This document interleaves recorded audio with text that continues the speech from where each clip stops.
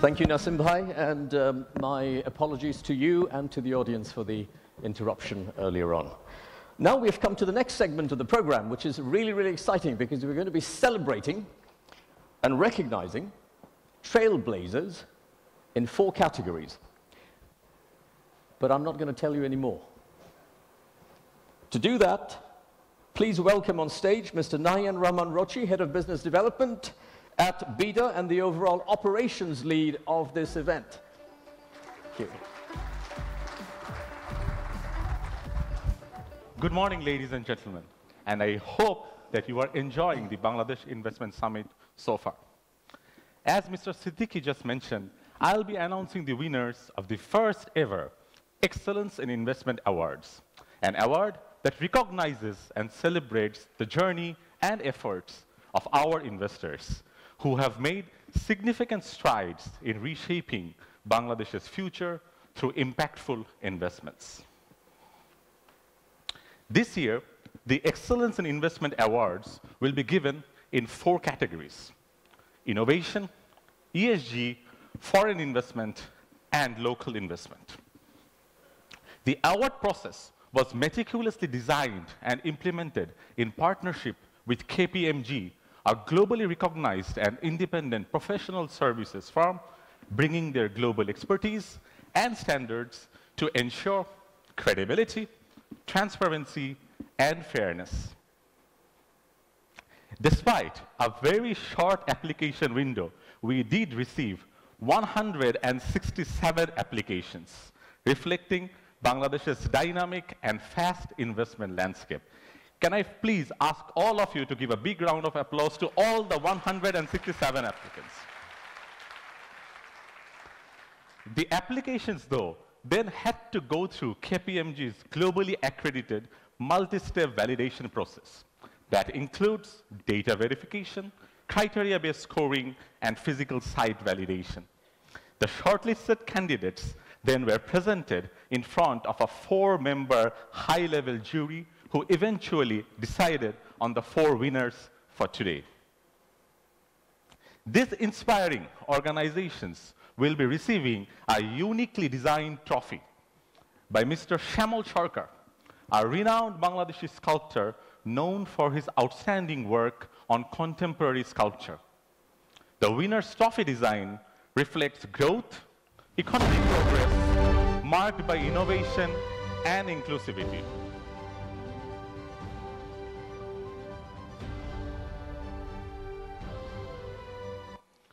So, ladies and gentlemen, are you ready to know who the winners are? But a small note before I announce. To limit the disruptions in terms of movement, may I kindly request the winners, whenever I announce your name, to gather at the corner on my right side and stand there. I'll call you up on stage later, but if you can kindly just gather when your names are announced, that would actually help all of us. All right? Having said that, let's start with the innovation category, category number 1.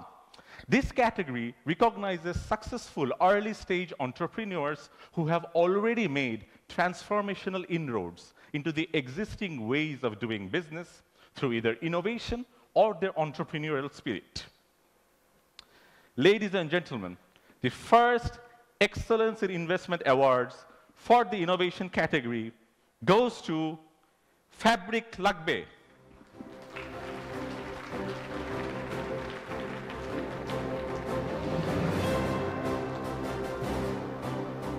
Established in 2021, Fabric Lagbe has played a revolutionary role in simplifying the textile industry ecosystem by creating a digital marketplace and automating the different elements of the value chain. Can we have a AV on Fabric Lagbe, please? In just 3 years, Fabric Lagbe Limited has redefined Bangladesh's textile sector, digitizing trade, connecting 7,500 plus buyers, and empowering over 500 women entrepreneurs. Through bold innovation and inclusive investment, Fabric Lagbe is building a smarter, more connected textile ecosystem, reaching over 100 countries worldwide. Today in Innovation category, we honor Fabric Lagbe Limited with the Excellence in Investment Award 2025 for creating an innovative digital marketplace to ease the fabric production, procurement, marketing, distribution, and sales processes. Congratulations, Fabric Lagbe Limited. Congratulations. Moving on to the second category, ESG. Sustainability and responsible business practices are the foundation of this category, and it recognizes organizations that have documented proof of contribution in environmental, social, and governance space through their investment strategies. The award for the ESG category goes to Walton.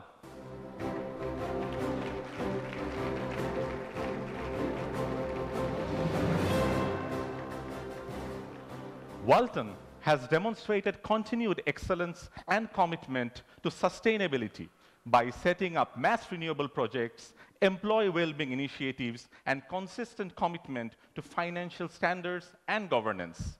Can we please play the AV for Walton? From a humble start in 2006 to becoming a publicly listed powerhouse, Walton High-Tech Industries has propelled Bangladesh's electronics industry to unprecedented heights, producing a wide range of electronics, reducing imports, and exporting to over 40 countries. Today, in ESG category, we honor Walton with the Excellence in Investment Award 2025 for maintaining high-quality environmental, CSR, and employee well-being projects, including 1,300 megawatt-hour annual renewable electricity production. Congratulations, Walton. Congratulations. Well, we are halfway there. The next category is foreign investors. The eligibility of nomination for this category included all organizations where foreign investors hold majority shareholding in a company. The award acknowledges the role of international investors in advancing our economic progress. Let's reveal the winner for foreign investors category. The winner is Bikash.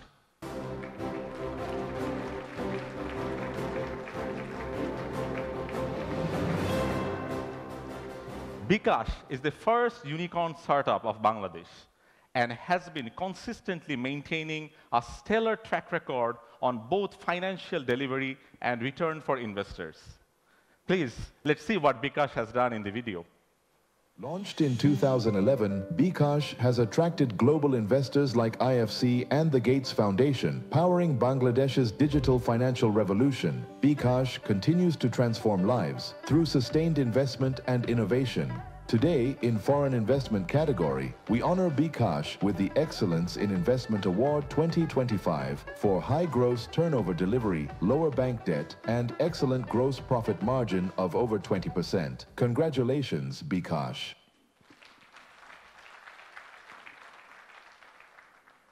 Our last category of the Excellence in Investment Awards is the local investors, awarding local businesses for their outstanding role in driving economic growth, fostering innovation, and creating employment opportunities in the country. Always a big category, the local business one. The winner for the local category is Square Pharmaceuticals.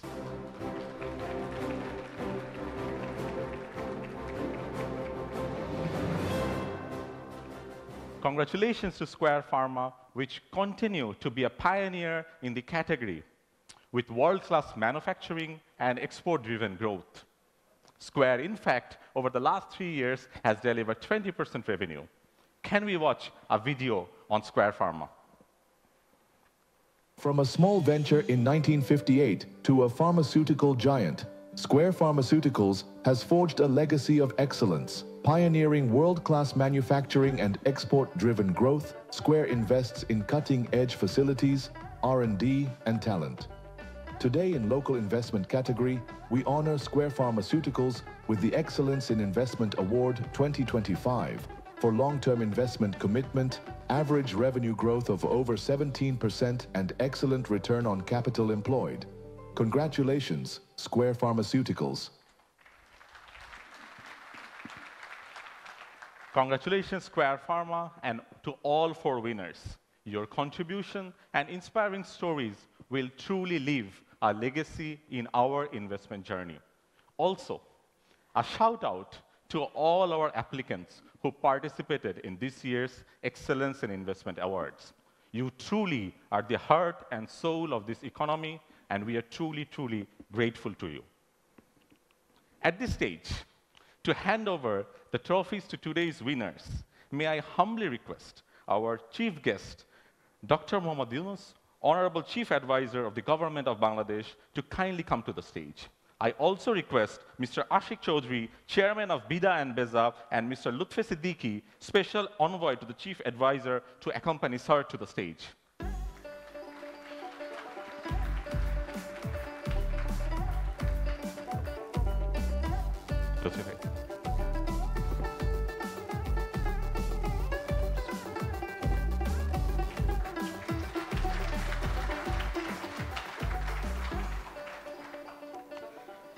All right.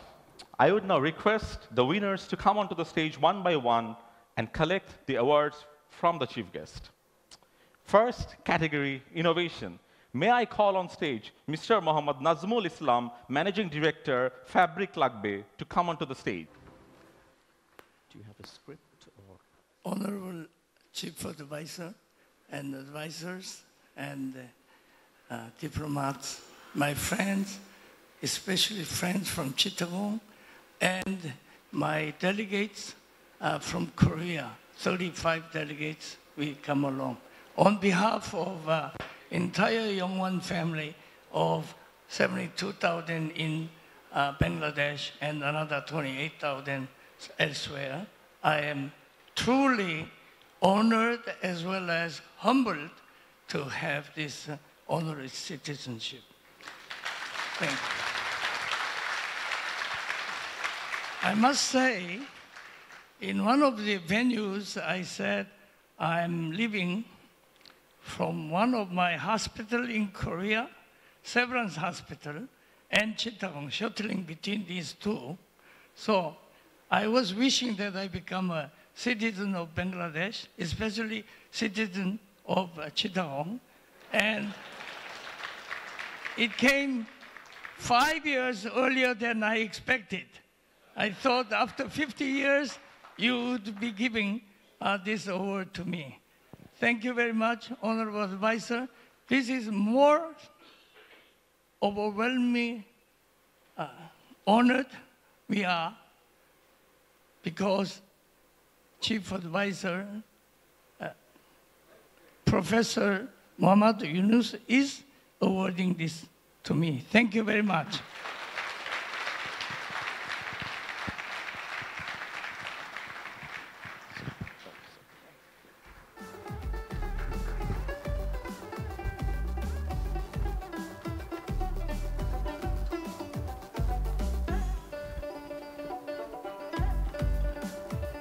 So it's now time for the grand finale of the opening plenary. It's time for us to now hear from our chief guest, our chief host,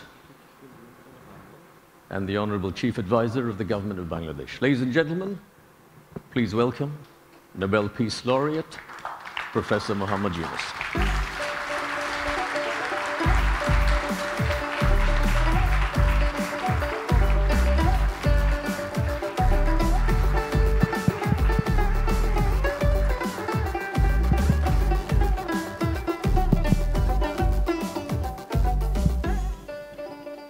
Assalamu alaikum. It's a very emotional occasion. Seeing through the journey that Bangladesh has gone through.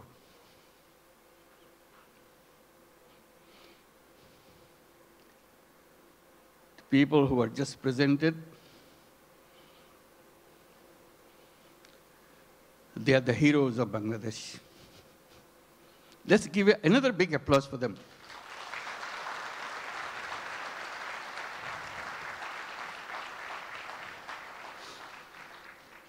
Another standing ovation for our new citizen, Kyu Hak Sang.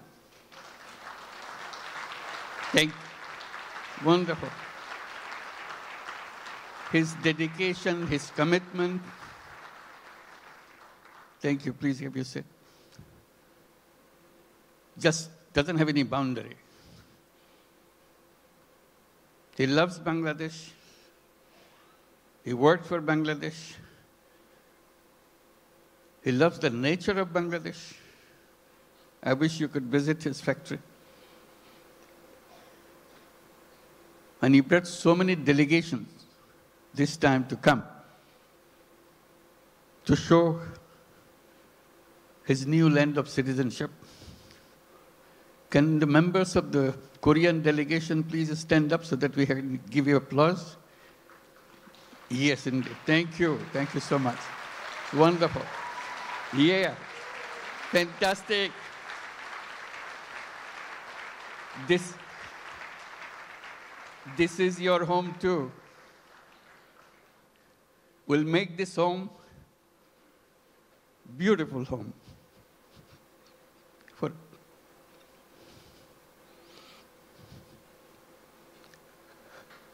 seeing them today, it's a journey that we have made the last 50 plus years. I was just remembering when we became an independent country in 1971. The celebration that we went through and commitment we made for building a new nation. Despite sacrifices of lives for achieving that independence, we rejoiced. We are free. That was 1971. Then came 1974.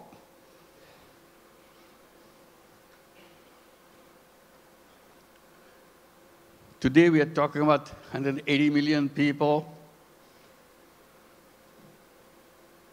In 1971, we were just about 1/3 of that size in population. Still the same country. 74 is a year that we cannot forget.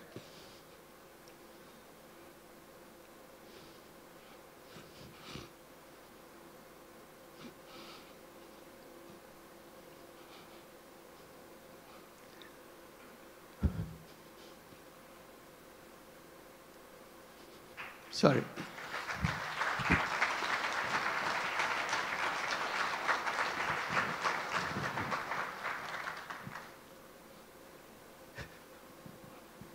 Sorry, my words.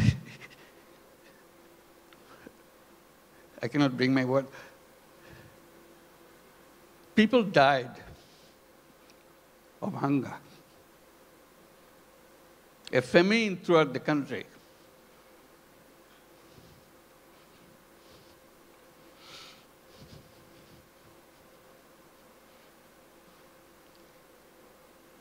One and a half million people died.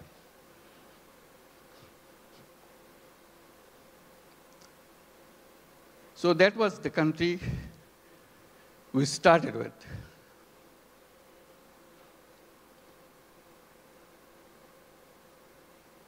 We used to grow one crop. We didn't know any other way. Our population was known as farmers because they have no other profession.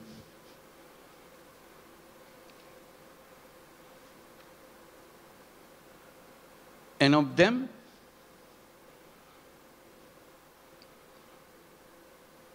three-fourths of the population were landless farmers. They had no land.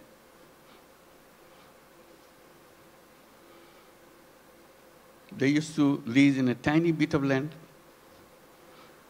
from the people who had little bit of land to make a living by one crop. If you heard the word dirt poor,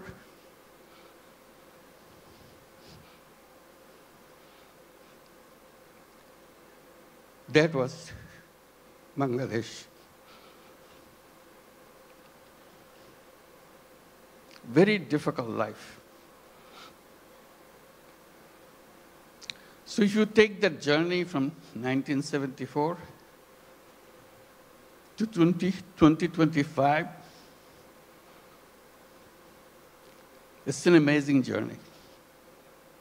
Here we're talking about all these big industries and so on, and inviting you for so many countries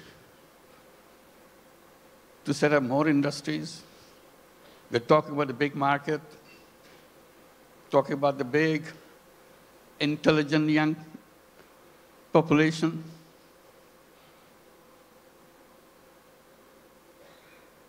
That's Bangladesh. Came a long way in a very short time.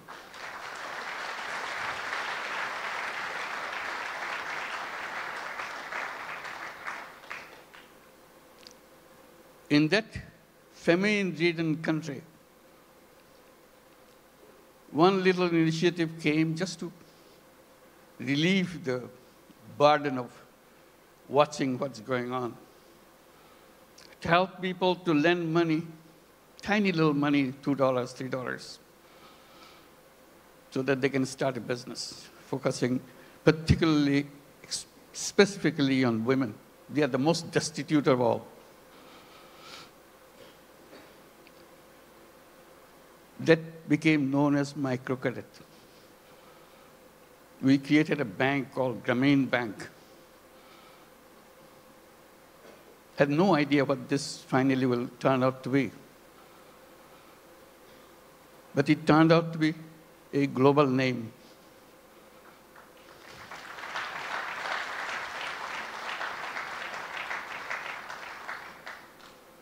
Because no matter which country you are, you have little Bangladesh of 1974 inside of you. You don't recognize it. You hide it by giving public money to them. So I always raise the voice. Giving public money to poor people is no solution at all. Solution is creating the structure, framework, will unleash the energy of the people. And microcredit was just a small effort of that.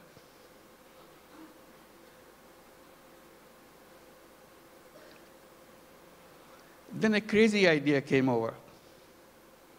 When the government wanted to issue license for telephone, we had nothing to do with telephone. We didn't have any telephone in the country. Few telephone in the cities, most of them don't work. So we talked, why don't we apply for a license for telephone company? A crazy idea. Government asked, what do you do with the telephone company? What business you got to do? I said, we'll give it to poor women. They laughed at us. To make a long story short, we got the license. Called it Grameen Phone, because we had the Grameen Bank, Grameen Phone.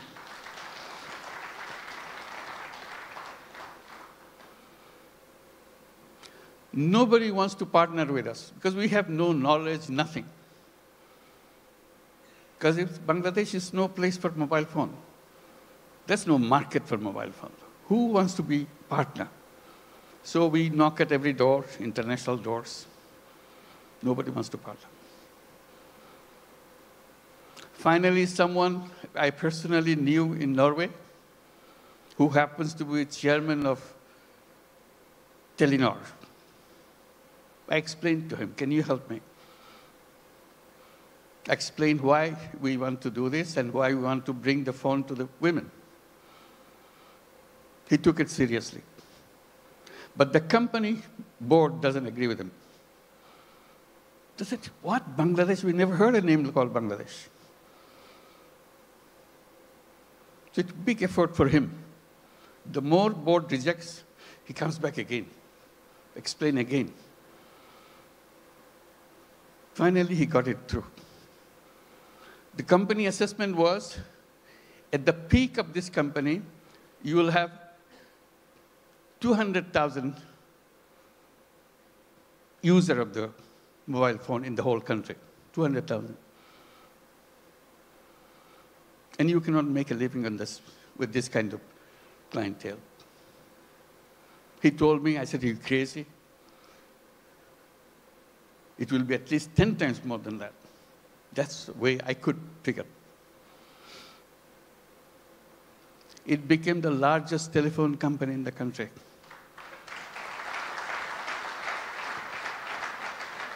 And women were the recipient of those telephone handsets. To turn them into what we call telephone ladies, sell the telephone service of the company. Men cannot apply, men cannot get the phone. Only poor women of Grameen Bank, not all women, only poor women of Grameen Bank can get a phone. Totally illiterate, has nothing to do, doesn't even know what a phone is. We train them.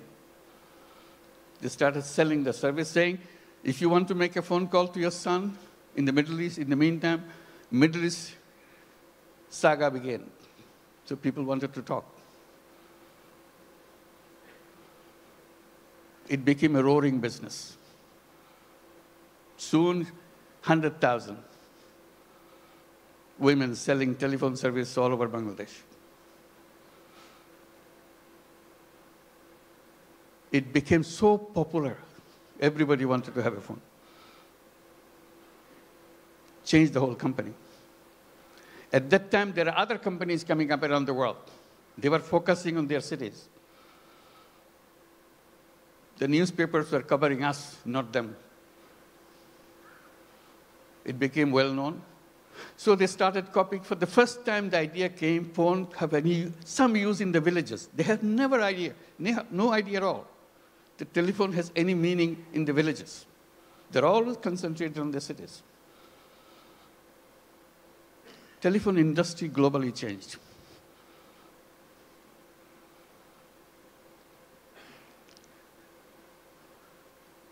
I'm narrating this story a little bit because Bangladesh is a country with crazy ideas to change the world, make things happen.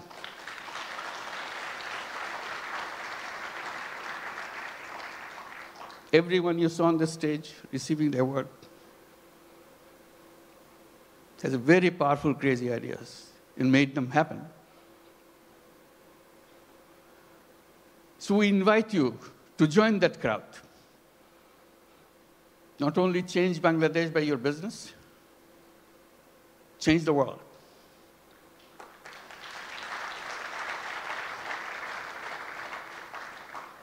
I keep reminding people, yes, you want to make profit, go ahead, make profit.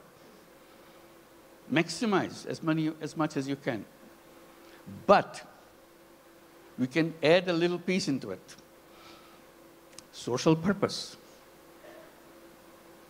You don't have to get disrupted by that. It's something that you can do, you have fun. Like many of you do already. So if you want to make a business with a purpose, along with the business that we do, Bangladesh is the place.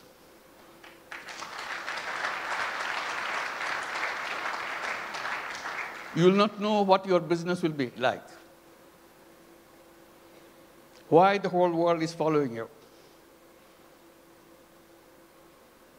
Why suddenly you look back, how did it happen?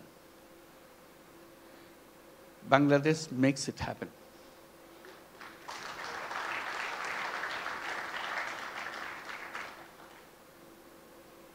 Always people explain how happy you got, you make money, we show the bottom line, fantastic thing. I try to add a little bit to that by saying making money is happiness, definitely, of course.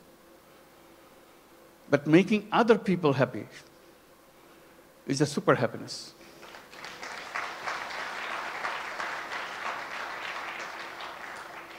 If you have business in Bangladesh, you'll have both happiness and super happiness.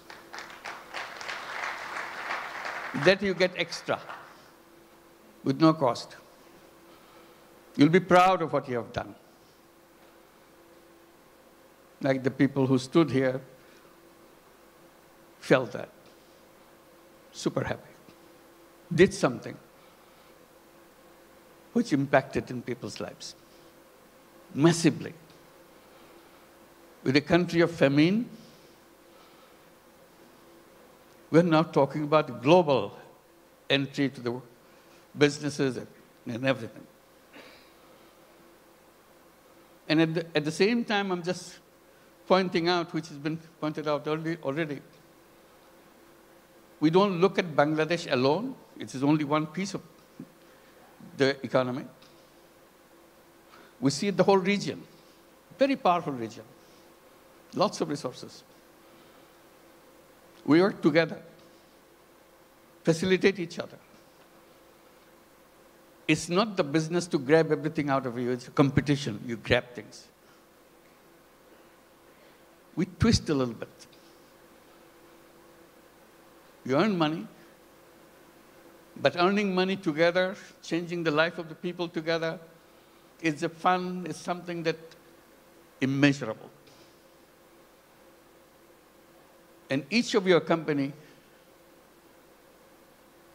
can enjoy that super happiness by expanding and reaching out. Reaching out, the impact that you make, you never explored. Just a little opening. That's the magic. Changes the world. We said business is the most powerful mechanism by which you can change the world. But we are trained to focus on some so narrow thing, we miss out the world. We can try opening a little bit. And I emphasize by saying, let's create a new civilization where you're wide, we're open, we embrace the world. I underscore by saying we can create a world of 3 zeros. It can be done with the businesses, not by the government. Government cannot achieve that. That's not the function of the government. It's the function of individuals, human beings. We are human beings. We can change the world. And business gives us a big, powerful tool in our hand. And the new civilization, I say, should be a civilization where there will be no carbon emission. We can do that. That's where the business innovation comes. All we have to do is just pay attention to that side. No carbon emission. It's a self-destructive system if you allow carbon emission to continue. No wealth concentration. It's fun to make money. But wealth concentration is the most dangerous thing to a human being. It will destroy the whole world. And zero unemployment. The young people get excited about it. Because all of you are entrepreneurs, not job seekers. Think like an entrepreneur. Make things happen. And Bangladesh is a place to see that. How suddenly people, we are known as farmers. We're a country of farmers, landless farmers. We didn't have any land, much land, little. Only in the 70s, early 60s maybe, 60s, some crazy young guys from the universities dared to enter into something which is happening in the country because of business interest of other countries, garment industry. They said, why not us? That was the beginning of the garment industry in Bangladesh, those crazy young guys.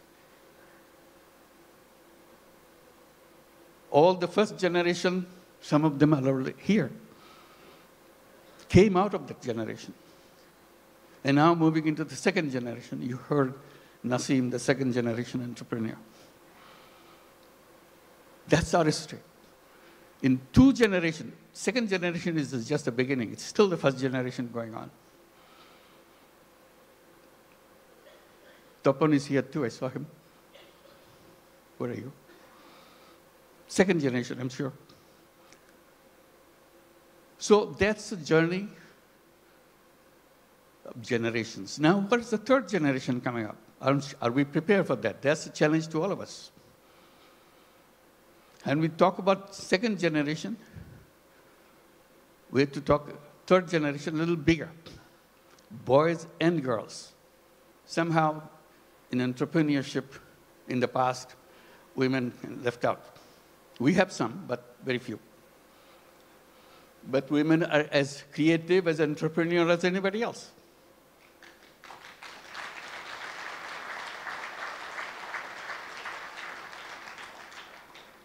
Together, those young generation will change the world. They have the technology, they have the creativity, innovativeness, and problem-solving ideas. We don't have to look at the problem the same old way that we did 50 years back,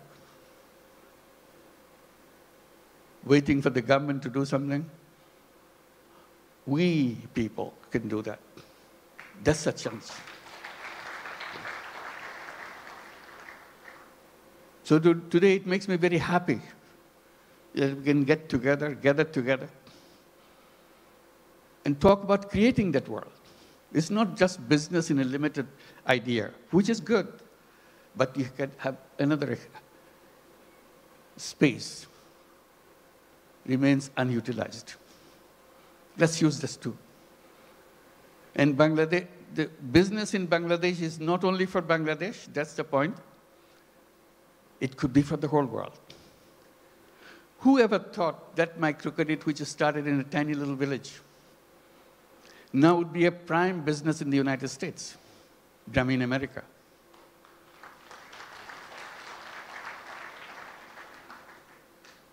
Millions of women take money from Grameen America. Loan size, in the American terms, less than $1,000. Imagine.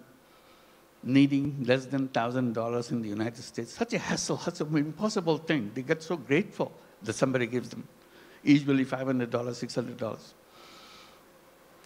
Now the whole Grameen America became annually about $2 billion a year. In the next 4 years, it will be $5 billion a year. It's growing very fast.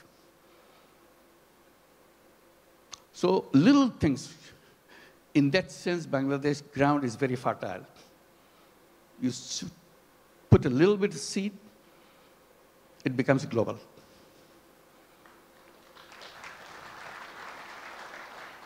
I wish I could tell all the stories that happen in Bangladesh, but I get very tempted, but they're all here. Talk to them, find out. And we welcome you to join us with that mission, creating a new world for the whole world.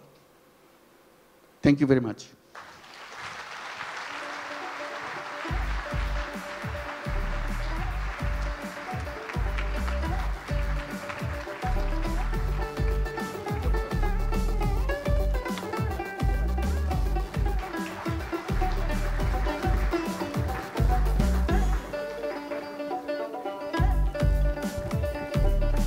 Ladies and gentlemen, requesting everyone to stay seated until our Honorable Chief of Advisor is departing the hall.